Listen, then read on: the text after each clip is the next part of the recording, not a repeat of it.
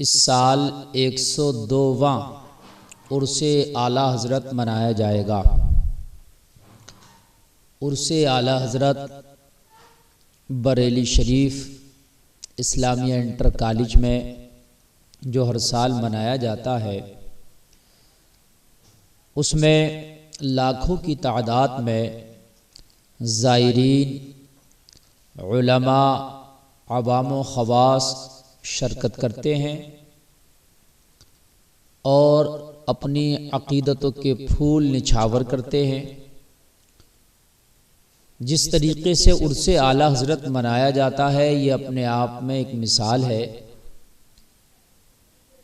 عرس اعلیٰ حضرت میں شریعت کا مکمل لحاظ رکھا جاتا ہے۔ عام طور سے جو عرس کی تقریبات ہوتی ہیں اور عرس جو منائے جاتے ہیں، اس میں بہت سی چیزیں ایسی ہوتی ہے کہ وہ شریعت کے خلاف ہے۔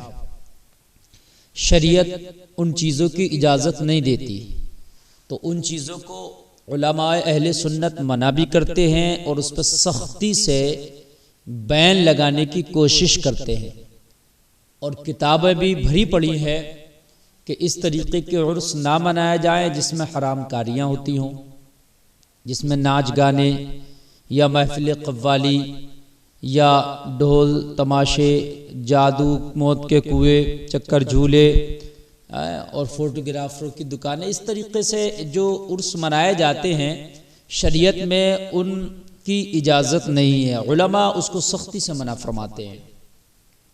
لیکن بریلی شریف میں جو عرس اعلیٰ حضرت منایا جاتا ہے، جو عرس اعلیٰ حضرت سرکار مفتی اعظم ہند کے دور میں منایا جاتا تھا، اسی روش، اسی نہج پر الحمدللہ ثم الحمدللہ آج بھی بریلی شریف میں منایا جاتا ہے، جس میں عورت اور مردوں کا اختلاط نہیں ہوتا، جس میں عورتیں جاتی نہیں، جس میں کسی طرح کا موت کا کنواں یا آج کی مروجہ قوالی یا چکر جھولے یا اس کے اندر فوٹوگرافروں کی دکانیں یا اس کے اندر جو ہے ڈانس پارٹیاں، اس طریقے کا الحمدللہ کچھ نہیں ہوتا۔ عرس اعلیٰ حضرت میں اگر آپ جائیں گے، اگر آپ کو کچھ ملے گا تو کتابوں کی دکانیں ملیں گی، آپ کتاب خرید سکتے ہیں، کتاب خرید کے آپ دین حاصل کریں، آپ کتاب خرید کے اپنے علم میں اضافہ کریں، آپ کتاب خریدیں اور کتاب پڑھ کر کے دوسروں تک وہ پیغام پہنچائیں۔ آپ کو ملے گا، ٹوپی ملے گی جو اسلام کا شعار ہے، آپ کو سرما مل جائے گا، زیادہ ملے گا تو اس طرح کی بہرحال کپڑا، امامہ شریف، اس طرح کی چیزیں آپ کو خریدنے کو مل جائیں گی۔ لیکن عرس اعلیٰ حضرت میں جو مین پروگرام ہوتے ہیں، وہ پوری دنیا سے علماء کا مقدس قافلہ بریلی کی سرزمین پر آتا ہے۔ مدح خوان رسول صلی اللہ تعالی علیہ وسلم، نعت مقبول رسول صلی اللہ علیہ وسلم پیش کرتے ہیں، مشاعرہ ہوتا ہے۔ پوری دنیا سے اور بالخصوص طریقے سے انڈیا بھر سے شعراء تشریف لاتے ہیں، مشاعرے کی محفل ہوتی ہے، اس میں نعت و منقبت پیش کیے جاتے ہیں، سامعین سنتے ہیں، اپنے آپ کو محظوظ کرتے ہیں۔ پھر 24 صفر کی رات کو عشاء کے بعد علماء کی تقریریں ہوتی ہے، جو دنیا بھر سے چنندہ علماء کرام تشریف لاتے ہیں، تو ان کو بولنے کا موقع دیا جاتا ہے، اور پھر وہ قرآن و حدیث کی روشنی میں اپنے بیانات کرتے ہیں۔ جو لاکھوں کا مجمع اس میں آیا ہوا ہوتا ہے، وہ علماء کی تقریر سنتے ہیں اور اپنے قلوب و اذہان کو محظوظ کرتے ہیں اور اپنے معاشرے کی اصلاح کرتے ہیں. یہ کام بریلی شریف کے عرس میں ہوتا ہے.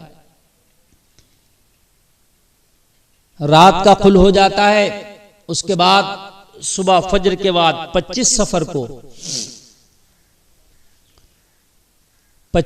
کو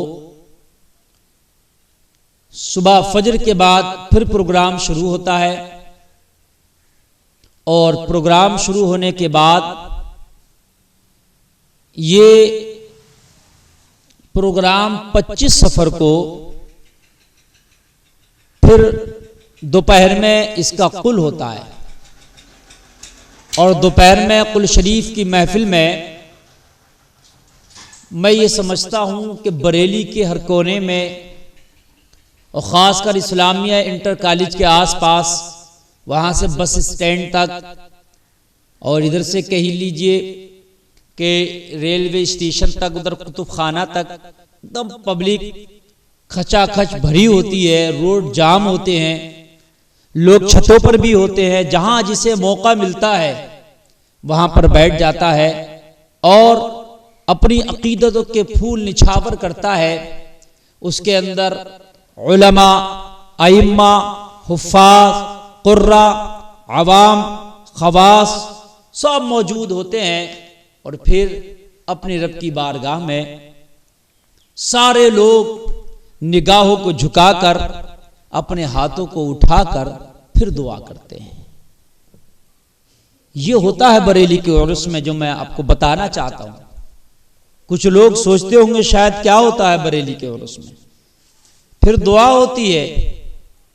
ہمارے مشائخ دعا کراتے ہیں. وہ مشائخ ماہرہ ہوں، مشائخ کالپی ہوں، مشائخ بلگرام ہوں، وہ مشائخ مسولی ہوں. سارے ہمارے مشائخ منبر شریف کی رحل پر موجود رہتے ہیں. پھر وہ اپنی مقدس زبانوں سے دعا کراتے ہیں. اور لاکھوں لاکھ کا مجمع، لاکھوں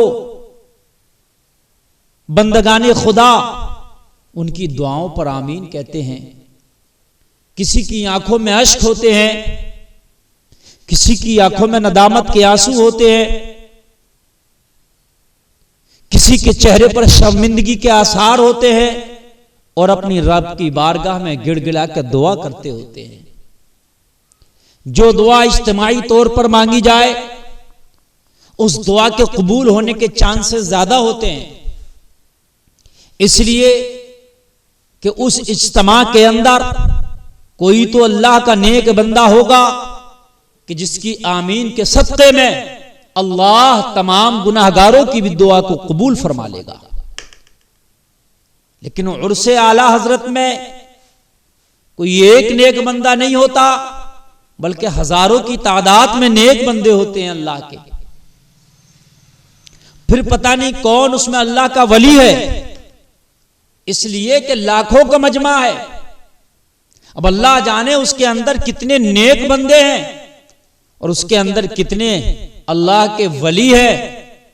اور ان سارے لوگوں کی اجتماعی دعا ہوتی ہے، سب کی زبانوں پر آمین کے ترانے ہوتے ہیں. پھر ان سب نیکوں کے صدقے میں پھر ہم جیسے گناہگاروں کی دعائیں بھی قبول ہونے کے چانسز زیادہ رہتے ہیں. اس لیے میں آپ کو بتاؤں کہ عرس اعلیٰ حضرت میں کوئی خرافات نہیں ہوتی. الحمدللہ عرس اعلیٰ حضرت اسی نہج، اسی طریقے پر منایا جاتا ہے جو بزرگوں کا طریقہ ہے، جو بزرگوں کا بتایا ہوا راستہ ہے، جو سرکار مفتی اعظم ہند کے دور میں بھی ہوتا تھا. اس وقت اگرچہ بھیڑ کم ہوتی تھی، اب بھیڑ زیادہ ہونے لگی. فرق اتنا ہے. میں آپ کو یہی بتانا چاہتا تھا.